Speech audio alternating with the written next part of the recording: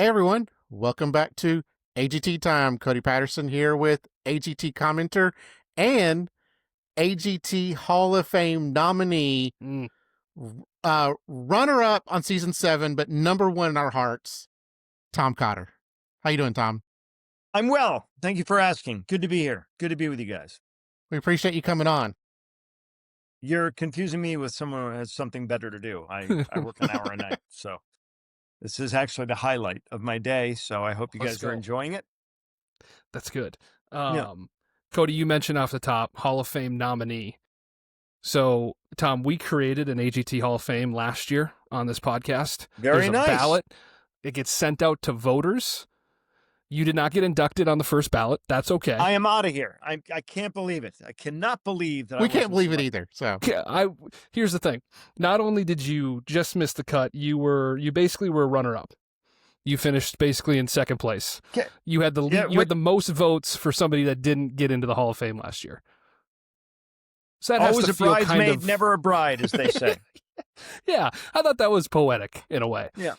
I will say you beat the dogs in that competition, though. You had way more votes than the dogs. yes, yeah. Well, I'd like to point this out, too, and I mean this in a nice way.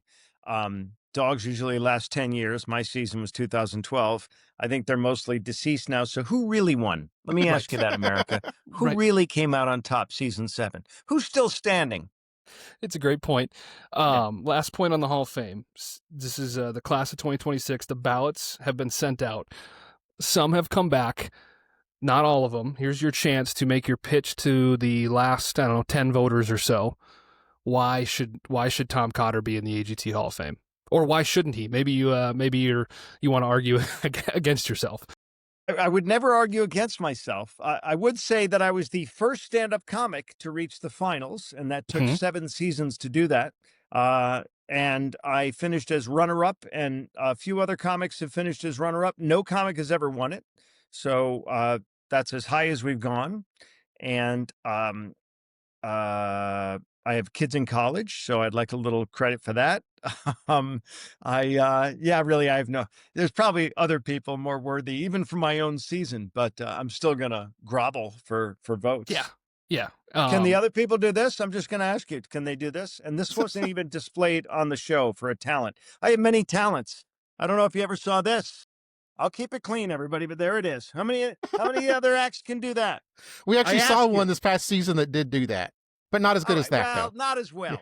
Yeah, right. If there was Probably one better. thing you could go back on AGT and do that's not comedy that would have any chance of advancing, is there any talent that Tom Cotter could whip out to be like, not just a comic? You know what? We honestly, my wife and I have been talking about it. Your viewers, listeners probably know this, but every year they have to come up with more contestants than they need because they're casting a show. So they don't know if someone's going to get ill or someone's going to have a legal issue that they can't be on the show. My season, there was a guy who was a fraud, apparently. I don't know if you remember the guy with the cowboy hat who said he jumped on a grenade in Iran or in Iraq and saved and it turned out to all be BS. Yes. So there's things like that. So contestants get eliminated, so they have to have a reserve number. So my wife was moved on to the next round. She got 3 out of the 4 judges to like her. Mel B was the one that didn't love her, but Heidi loved her.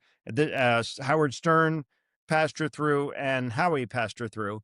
And then they said, "You're going to Vegas." And then she got a phone call a week later going, "By the way, you're not going to Vegas." So there are that happens. It happens on the show. And so the wife and I have been talking about going up as a comedy team. We do a comedy team thing together because she's a stand-up also, because really, who needs a dental plan and a 401k? So we do it sometimes. People get nostalgic for that old Catskillian kind of, Lucy and Desi, Burns and Allen, Nichols and May comedy team thing. So we do it on occasion out of supply and demand. There aren't many of us out there. And so we've talked about trying to audition for the show as a comedy team, but we just haven't we just haven't done it yet. But I would go back as a comedy team. Other than that, I learned how to play the ukulele during the pandemic because I couldn't work. And we know how well that worked for Grace. So Sure. Hall of Famer Grace Vanderwall. And she's my neighbor. She lives in the next town over. Whoa. She's from Suffern for New York. And Nice, I'm from, yes. if you look at a map, Stony Point and Suffern like our high schools are arch rivals. You could have a but, reunion, like an AGT reunion. Yeah, Yeah. we could do that in our own supermarket. She's Yeah. got she's doing great right now, by the way. Yeah. But yeah, I don't think I'd go on for anything other than stand up, whether it's a team or an individual. I went out for the finals this year, and I talked to a lot of people, and they encouraged me maybe to. I know Preacher went out for Britain's Got Talent, and Mhm. my season we had an aerial act that had been on 3 Got Talents. They had been on France's Got Talent, Britain's Got Talent, and this America's Got Talent was their 3rd Got Talent. So I'm thinking about doing one in another country, but who knows? Das super talent. Yeah. German, Das Supertalent. Is that what they call it? Yeah, Yeah, it's a pretty cool name.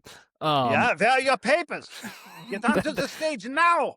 That leads me to a good question off of that, which is, we just had a recycled act win the show. Jessica Sanchez, season 1, comes back season 20. That's hot in the streets right now. So maybe a little return in season 21. You might want to strike while the iron's hot.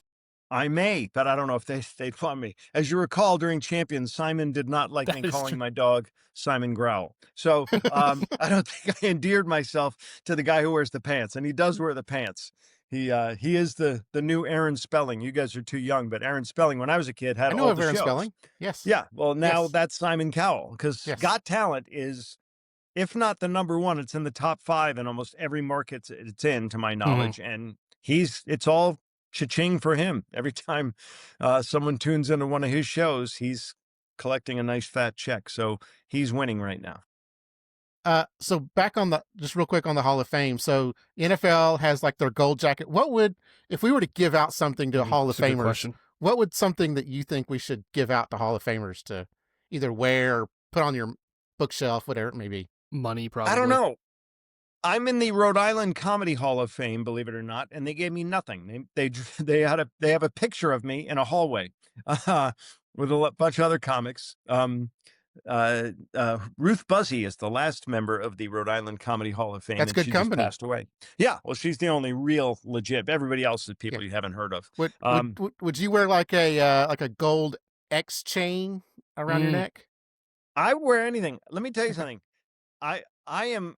I know it's a clean podcast. Even just try to ignore my name on the bottom of my screen, but I know it's clean. I would say I would wear anything other than women's undergarments that would say Hall of Famer. I'm Sure. willing to wear anything. I'm that kind of a slut. So if I do get in there, I will wear a hat. I'll wear a jacket. I'll wear anything but thong. There you go. Yeah. So it sounds like you've been able to, and you have been keeping up with the newer seasons and everything. This was Cody. Sorry to interrupt. They just invited me out. I really hadn't. We record it and then we watch the end and we cut out. And I know there's no fluff in the show. It's a great show, but we cut out a lot of the fluff. Because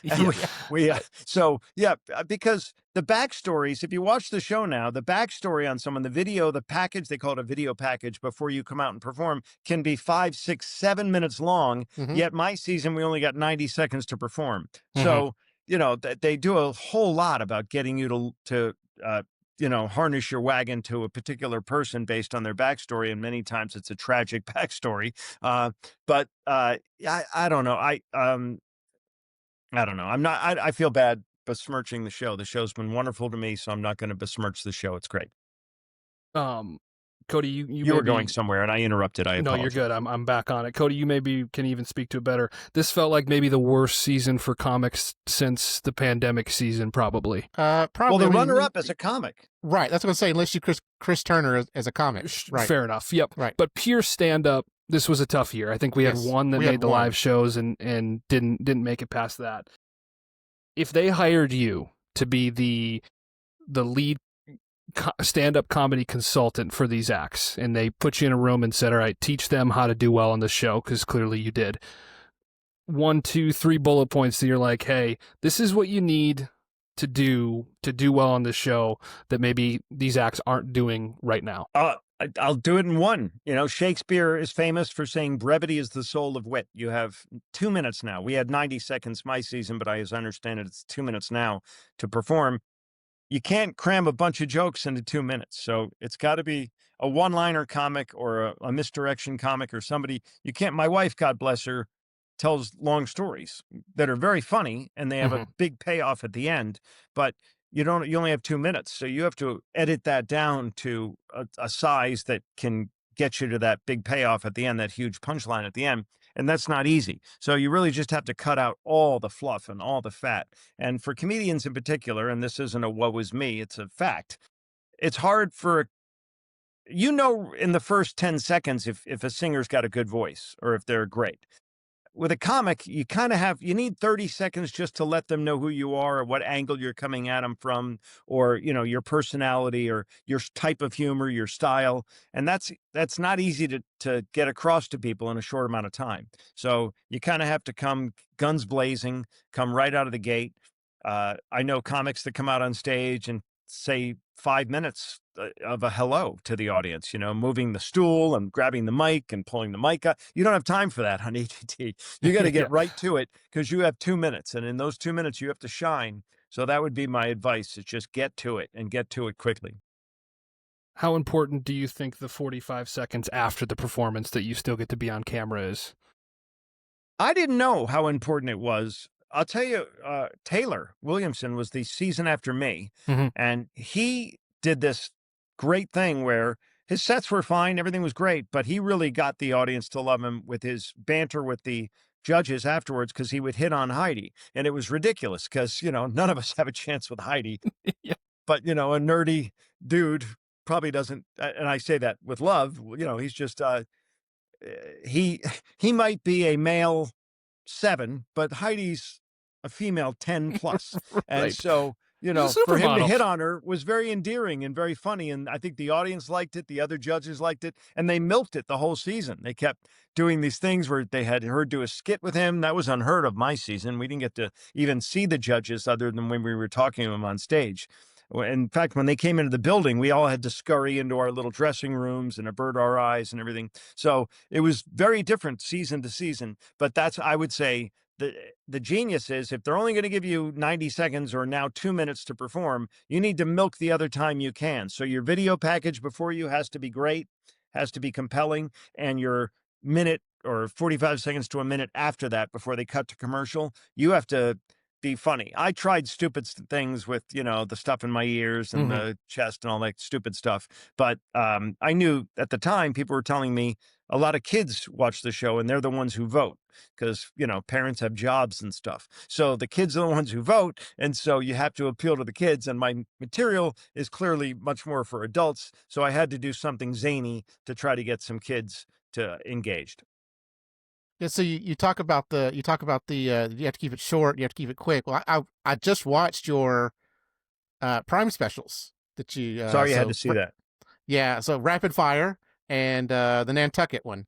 And both of those, it reminded me why you did so well on AGT, because it was just rapid fire joke, one-liners, joke, joke, joke, joke, joke, one after another. You know what it is, Cody? Sadly, though, it's quantity over quality. That's the sad part. Is I throw a lot of jokes at you in an Yeah. hour. I do 2 hours of material in an hour, but how many of them are grand slams? You know what I mean? It's a lot of Mhm. singles, a lot of bunt singles, maybe a Manufacturing double. runs. Yeah. Yeah. Yeah, I'm Yeah. just I'm playing short ball. But Laid on a bunt so- here or there. Yeah. Steal a gotta do base what you every gotta now and do. again. What are you gonna do? So yeah, but yeah, I do cramp, and I think a lot of that is my ADD and my insecurity. My wife is very comfortable having these long pregnant pauses in her act where she'll just saunter from the mic stand over to the stool and grab her drink and look at the audience and take a sip. And I'm pulling my hair out going, say something. That's dead air. You can't have dead air. You Yeah. got to be banging something out. And so a complaint I get when I work in Florida a lot. I work at a lot of these gated communities in Florida during the season.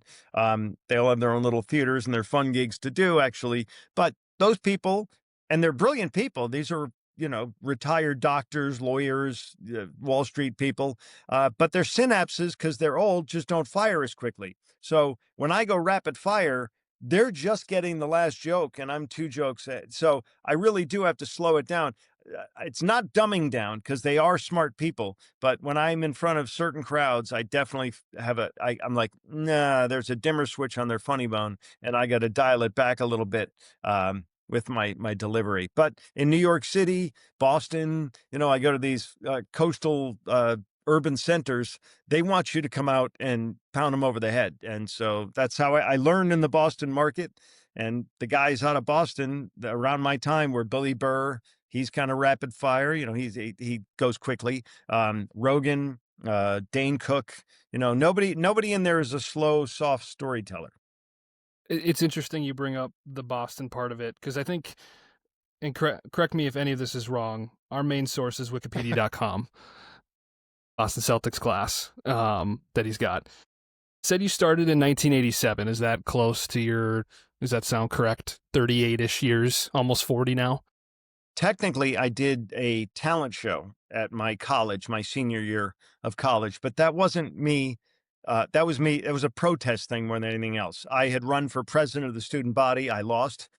Oddly enough, came in second. It's not odd at all, Tom. But not to a dog, to someone more qualified than me. But I had presented myself up until then as a goody two-shoes. I was always in the library, and I ran for other offices and everything. And so once I lost that election, I'm like, well, now I can let my hair down. So I entered this Muscular Dystrophy Association weekend of things, and part of it was a talent show. There was a dance-a-thon, there was all kinds of stuff, but there was a talent show, and I used that opportunity to go on stage and eviscerate the faculty, the fraternities, the institution, the alumni, and so I made some enemies there, but I really enjoyed doing it. That was my first time on stage. But the first time at a comedy club, 87. Yeah. It feels like back in the 80s, 90s, the regionality of stand-up comedy was big. You had your Boston scene, your New York, Chicago, LA. You can probably speak to it. Does it feel like that's kind of going away now, since the internet has kind of taken over? So many people cut their teeth just making either funny videos or posting their skits. It feels like you don't necessarily need to go and move to New York for 2 years to get your start. Is there a pride thing?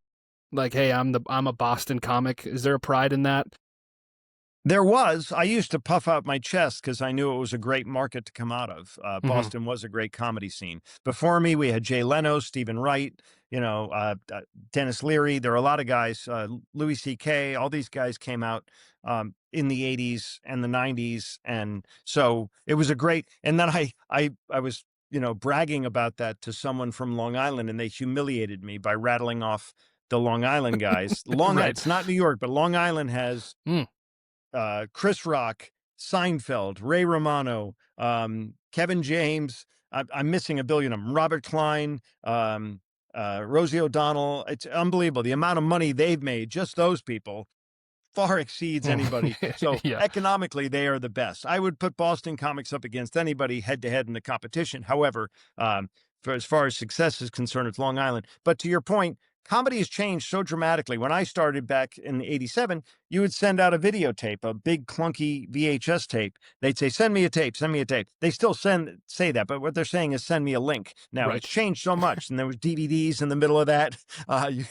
So we had this morphing of the thing. And then now, because of social media and the internet, you had to be in LA or New York when I started. That's why I moved from Boston to New York 25 years ago, because I felt like I had to be in New York. You have to be in New York. Now you don't. I mean, there's so many comics out of Florida, out of Vegas, out of every major metropolitan area, and you don't have to now be a carpetbagger and load up everything like my wife and I did and move to a foreign city because you needed to be where the action is. The action now is all around you, and it's not just domestic; it's international.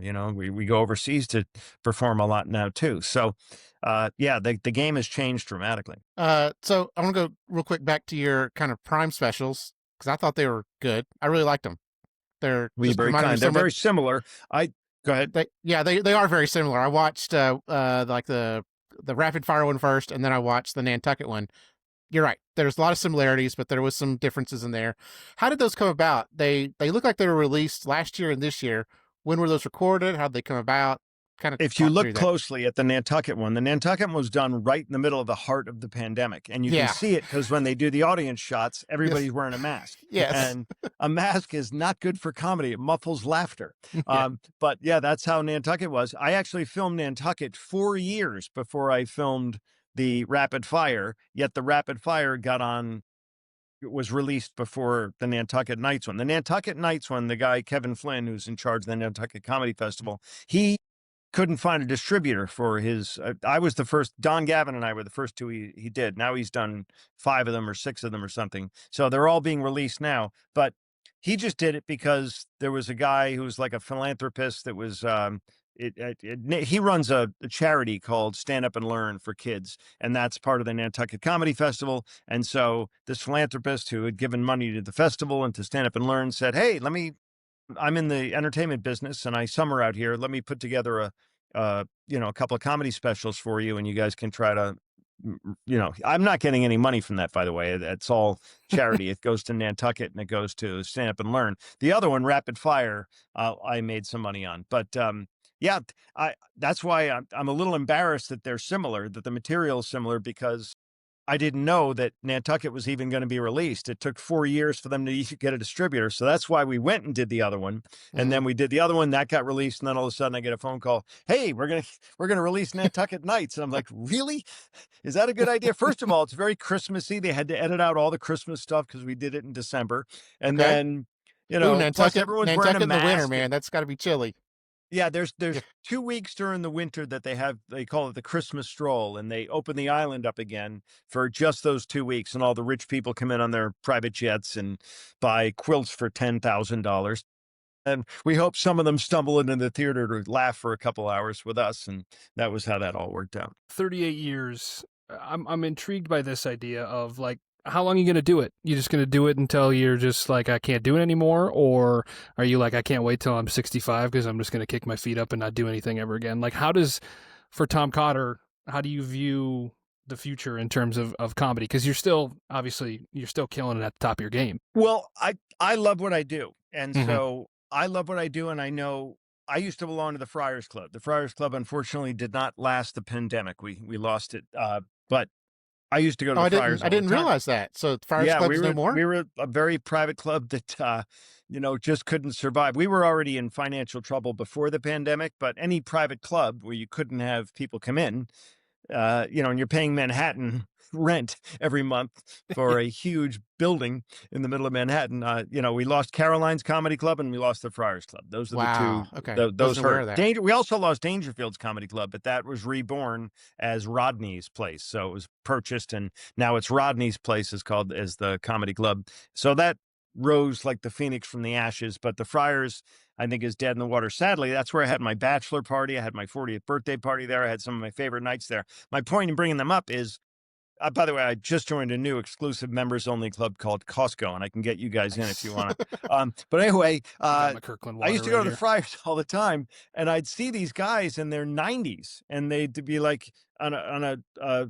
regular night, and they'd be like, I want to go up and tell jokes. And you're like, you're 90. What you've done it. You take a breath. You get through it. But they all want to do. These guys had World War II pensions. They had residuals from some sitcom that was on in the 60s or the 50s, and they still wanted to get up and perform. We love what we do. I love what I do. I always want to make people laugh. I can't imagine myself. I'll be more selective in what I take when I'm older. But during the pandemic, I was climbing the walls. I couldn't work. New York shut down hard, and so we couldn't do anything. And so I was chomping at the bit to get back out there to perform. So I will never whine again about having to travel or go somewhere because I love what I do so much. And so I can't imagine quitting. I think God's going to have to take my voice box away or give me a stroke or do something to make me not want to perform. And I think I'll just be a ham right up until the end.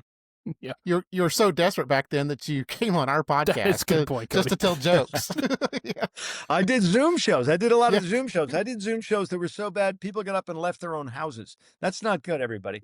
So yeah, I'm happy to be working again, and my kids are now. My youngest is off at college now, so my wife, who's also a comic, has a little more free time to perform. So we're out there all the time as much as we can, doing what we love, and hoping that another pandemic does not rear its ugly head. What we mentioned the big cities. Is there a shout out to this city or that's like those niche smaller cities? Like these are great comic cities. I love going there and doing a weekend. Like, are there fun, cool, not, off the beaten path kind of cities? Not just cities, but actual venues. Sometimes you can have a crappy city, but you're going to have a great venue, or vice versa. You can have but I'm going to be at the Funny Bones St. Charles the first weekend in November, and I happen to love that room. It's 3 years in a row I've been going. I hadn't done it for years, and then after the pandemic, I went, and I love going there. St. Louis has a great comedy pedigree. Kathleen Madigan, arguably the funniest female in the world, is from there. There's a bunch of Nikki Glazer is out of there. She's flavor of the month right now. But Greg Warren, great comic and great wrestler. He's great. He's from there. So I really like St. Louis. My brother doesn't live far from there, so I get to make a little side trip when I go. I love going to St. Louis. I always love going back to Boston just because that's where it all began. And Providence, Rhode Island, where I'm actually born and raised. I love going. That's home, so I love going there. That's only an hour south of Boston. Tempe, Arizona. The Tempe Improv is just such a great room, and even I was there in August once, where you burst into flames when you walk outside, but we drew a big crowd every night, and just a great room, great venue, great audiences. Yeah, I like going. Yeah, show me the money and I'll go. I like that. I'm kind of a whore for the giggle. Yeah, talking about all these venues and places you've been, I'm looking at your schedule, and so in November, you talked about St. Louis, but then you go to Aruba. Yeah. And then you turn right around and go back to New York. That's going to be a big culture shock in November to go to the beaches of Aruba and then have to head back to New York. I'm very lucky in that I am good friends with Aruba Ray, and today is his birthday, and I'm going to the city after this, and I have an event, and then after that, I'm going to hopefully meet up with him to celebrate his birthday.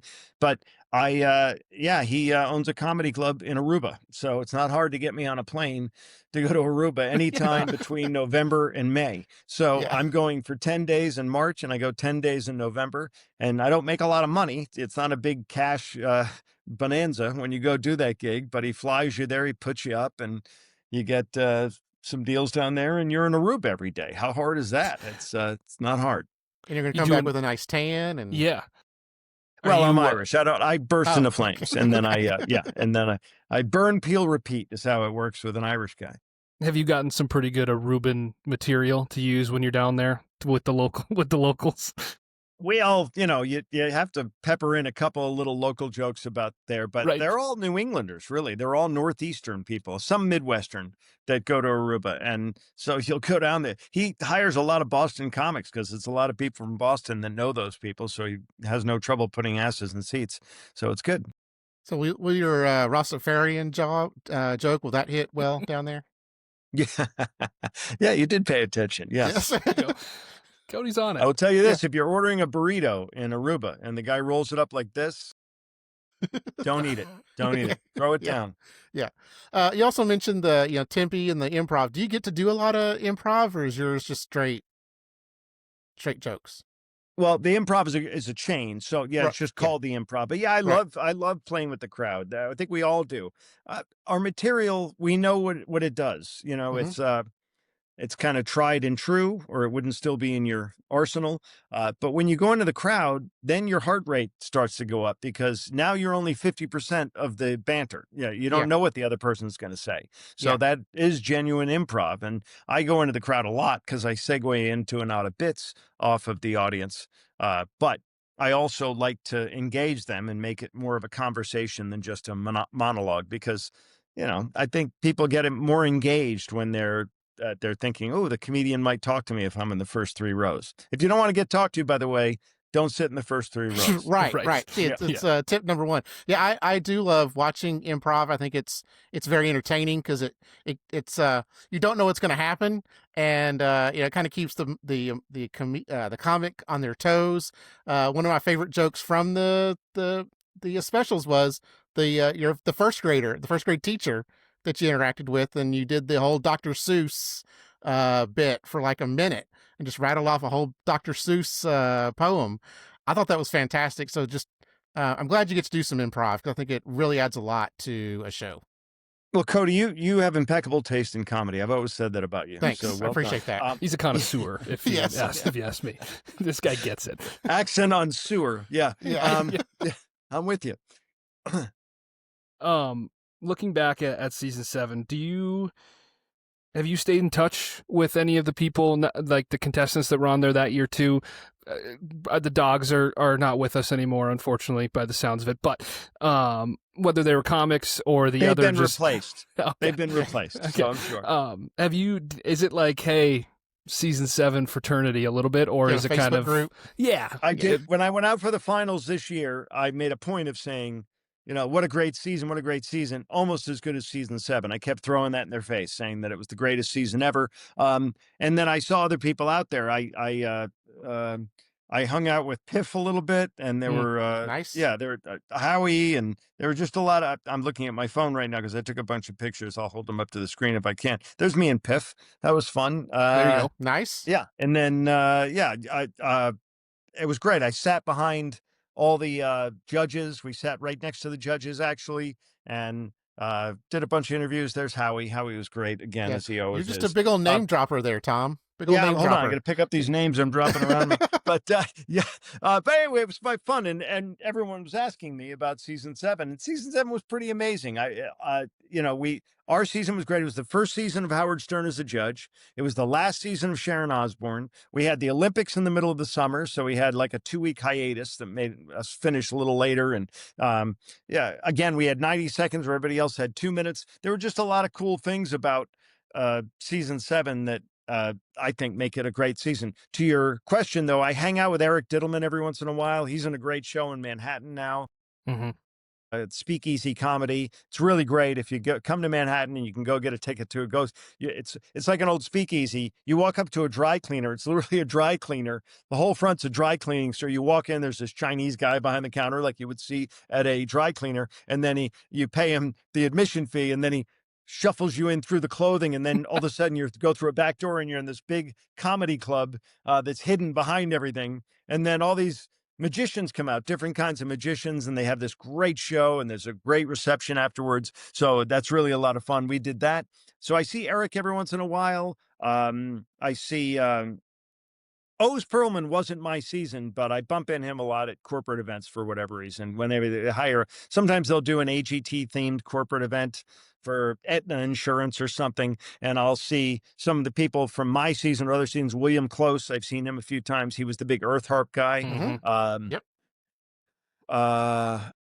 Yeah, and then I know comics who have been on the show since then. Greg Morton, Taylor. I see them in comedy clubs, or I see them, or I'll be at a club on the road and I'll look and they'll be there next week, or they will have just been there. So we do cross paths. We're like molecules flying around, but we occasionally bump into each other. And it is kind of a cool fraternity, not just my season, but all of us. Mm-hmm. To see all the alumni that were back for this season, because it was season 20, so it was a big season.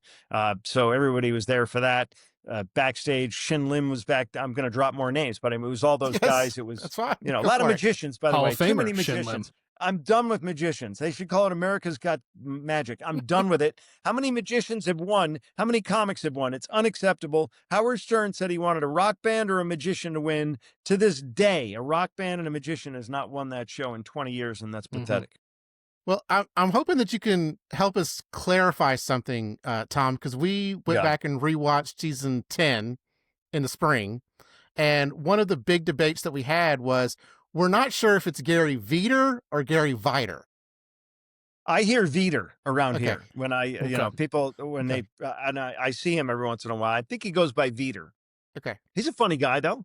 He's Yes. very funny. He's very it funny. doesn't yes. make sense that it's Veter.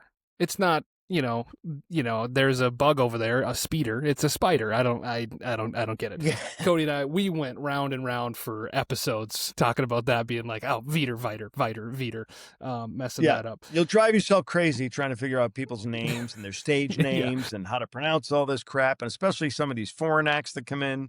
It's like, God, can I buy a vowel? Jesus. You mentioned William Close, who's, Cody, I know you too. We love William Close. I think he's one of the Yes. most underrated talents that's ever been on the show. When you're standing there in, backstage and you're like, okay, I have words, and this guy has the theater to play on strings. Are you like this? What kind of competition am I in right now? Do you almost like look around and be like, I can't believe that we're both about to perform tonight doing the same competition? Well, that was the thing. Every year, and he does it every year, Howie says to the contestants week after week, you got to step it up the next week. You got to step it up the next week. And William came out the first time. And if you don't remember William Close, like he strings these giant harp strings throughout the whole theater. So the entire theater becomes one big instrument. He plays them with his fingers, and the strings go all the way, 100 yards to the back theater. It's crazy. So the first episode, he did just him with the harp. Second episode had him and a singer and the harp. The third episode had him, a whole full band and the harp. The fourth one, he had dancers. And then by the fifth one, he had some chick flying around on a string above the harp. He had a band. He had like dancers and everything. It was crazy. And I'm like, I'm one dude. What am I going to, how do I bump it up every week to compete with you had that? a giant die that you could throw on the ground. That's about it. Yeah, right? that's why we tried to do all these big things. But everyone thought that the sand artist, Joe or William Close, the earth harp guy, were going to win the whole season. That's all we heard was that, it's going to be the sand artist or going to be the earth harp, which is why I showed up at the finals with wire cutters and a leaf blower. But it wasn't them. It turns out it was the dog act. Who knew? Yeah. W.C. Fields knew, because he said famously back in the 1920s, never try to follow an animal act or a dog act, or an animal act or a kid act. And he was right. You can't follow a kid act or an animal act. You just can't do it. Would William Close do like his performance earlier in the day, since it took so long to get set up? Often. Yeah. Yeah, and they did that this season when I went out for the finals this year. When I got there in the afternoon, they were doing the pre-recorded stuff. They always have to pre-record stuff. The show is actually live, but there are some things that are just so difficult to strike. Like you can't just put up this giant event and in the span of a commercial break, strike it all and put up something else for the next performer. It's too big. Sometimes the outdoors guys, have you ever seen the motorcycle guys and stuff? That's all pre-recorded, obviously. Yep. They make it look like, we'll just run outside the studio and it's all set up. It's not. So, reality is never reality. And, so William, ironically, not far from, he grew up near where I grew up. He's from an affluent family, and we're both New Englanders. My dad was a doctor, and I didn't make nearly as much money as his father did. So he was loaded going into it. And it was funny because we ended up backstage. You have so much downtime. We're like, oh yeah, I know that guy. I know that place. I know that we got to bond over that, that we were both from southeastern New England, and we had bumped into each other. He went to a rival prep school of mine, and so there was a lot we could talk about. I like William; he's a good dude, and I've seen him at a few. We had to do the live show in Vegas for 4 months afterwards, but I've also seen him at a lot of corporate events too. He's a big corporate act, right? Would AGT still be a path you would recommend to like a younger comic that's doing clubs but is struggling to get their name out there? Or are you like, if they came to you and like, all right, Tom, I need some advice, should I go on AGT or not? Do you still feel that is a smart path for these young comics to try and do? First of all, I get besieged every year, and my season was 2012. I still get harassed. I will call it harassment. I get, because I don't know a lot of these people, but they all contact me and they say, what do you think? And I'm always hesitant. I'm so sorry. I don't know how I lost you guys. Where was I? Yeah. I was telling you that everybody that asked me, I say, go on the show, because you're never going to get that many eyeballs on you. We used to hate reality TV of this, which technically it's a game show, but it's a reality TV show. We used to say we hated reality because it killed the sitcom, because it replaced the sitcom. And now there's no other place. If you're not on late night, you're not on Fallon or Kimmel or one of those, you're getting 5 million viewers there demographically, and they're falling asleep. They're probably not even engaged. Ours, we had 20 million people watch us, our episodes, and they were wide awake and they're engaged. So you need that kind of exposure. I tell everybody, you got to roll the dice. The New York Lottery says you can't win if you don't play. You got to play. So I tell everybody, it's follow your dream. You're going to be a middle-aged person kicking yourself for not going for it 30 years from now if you don't go for it now. There's been some chatter that this might have been Howie's final season doing the show. He did it a lot. It's like 16 years. It's a lot No of kidding. time on the show. He's got some new projects I think he's working on. It's unconfirmed. We'll see. If they called Tom Cotter and like, hey, we got an open chair, are you one saying yes, and two, are you like, I'd be awesome at this? Or are you like, I don't know how I would think of that many things to say for that many days in a row? No one could ever replace Howie. He's the longest judge. I mean, no other judge. Maybe even all of reality television. It's got to. I was actually going to look that up recently. I was like, he has to be as long as anybody. Yeah. And he was great. And he was just great again when I just saw him, dropping names again. But he was really nice and sweet. He's a great guy. He's great to comics. I wouldn't begrudge him because 16 years is a long time. But I don't know why he would quit. It's so easy. It's such an easy gig. They, I watched their sketch. They show up late in the afternoon. They get hair and makeup people all over them, and then they have an earpiece, and they're pretty much puppets. They're told what to say and when to say it, and not obviously their own personalities come through too, but it's an easy gig, is what I'm saying. So that's why Mel B came back, and that's why they can't get rid of Heidi. And Simon lobbied to get Stern out of there so he could take that seat. So it's a desirable gig. I don't know of a better gig for anybody. So I don't know why he wanted to leave, but it's his life, and if he wants to leave, all power to him. He's got a lot of stuff on the side. Howie has. Right. People don't know he's a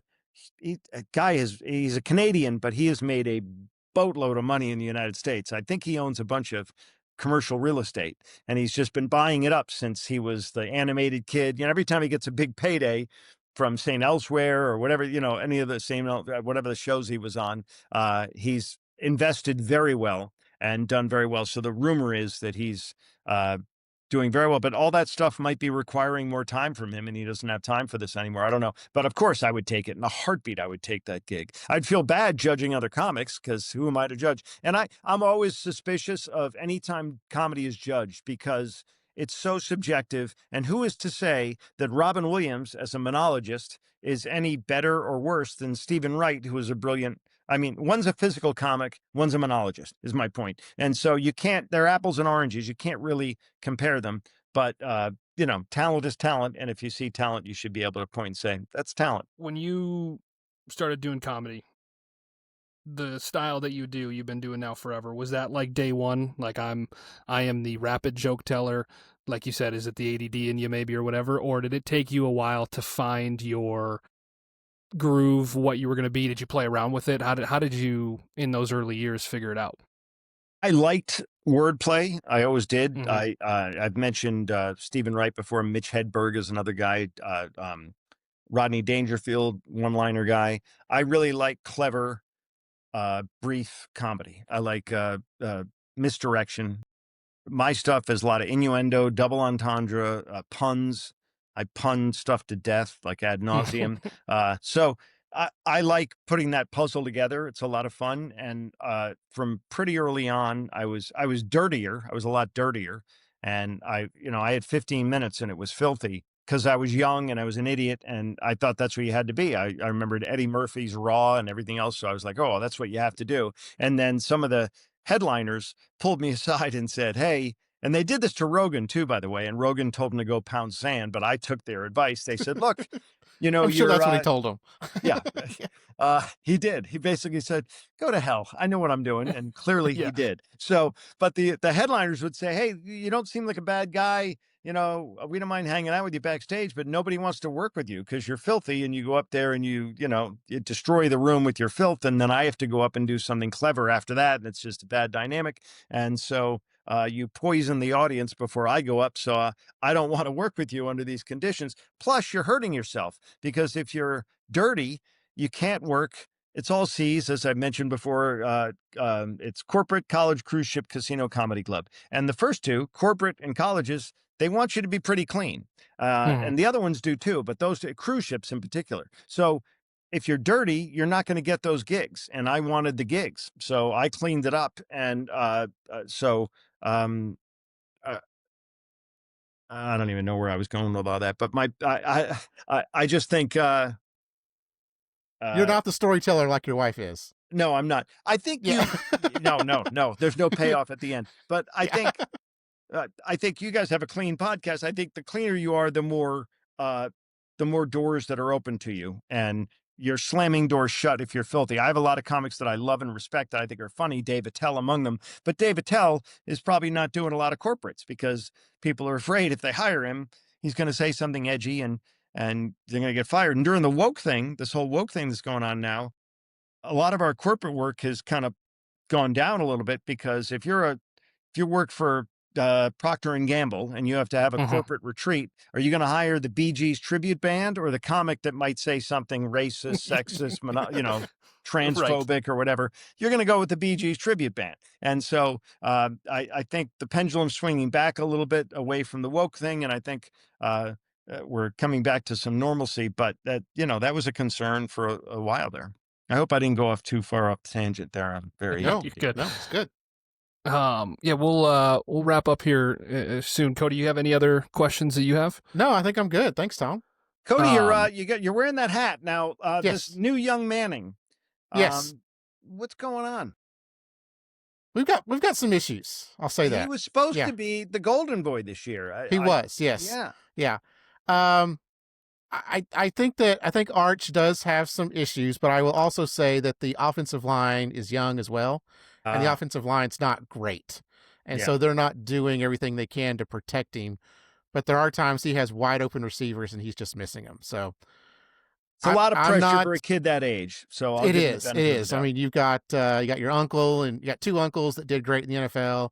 You had your dad that was that did good in the NFL, or sorry, granddad that did good in the NFL. So yes, a lot of pressure there. I'm hoping they're keeping him on the straight and narrow. Yeah, and I hope they give him a little slack because he is just a kid. Yeah. And, he's got huge shoes to fill, unfortunately. Clown shoes. But all right, enough of that. I didn't mean to go off into sports. Yes. Gentlemen, this is always fun. Thank you very much for having me on. Is there anything else you want me to answer? Your shot here to whatever you want to plug for people to go check out, where to find you, how to see the dates where you're going to be at, stuff like that. Floor is yours. Yeah, all right. So tomcotter.com is the website. We update it often, but never. Yeah, I'm often failing sometimes to put dates up there. So my Facebook fan page is much more accurate, and that's easy. That's the page that AGT set up for me back in 2012, and it's still my page. So all my dates are on there. I have the Funny Bone in St. Charles coming up. That's right. That's St. Louis, basically. And I got a lot of stuff going on. You mentioned the Aruba thing, but it's all up there. Come out and see a show. You will laugh. I'll follow you home and tickle you if I have to. That's my laughter guarantee. And I know my stuff's funny. I worked at a senior citizen center the other night, and I do not want to brag, but I'm pretty sure everybody peed their pants. Seriously. So come check out a show. Yeah. Go spend the $3 and rent his specials.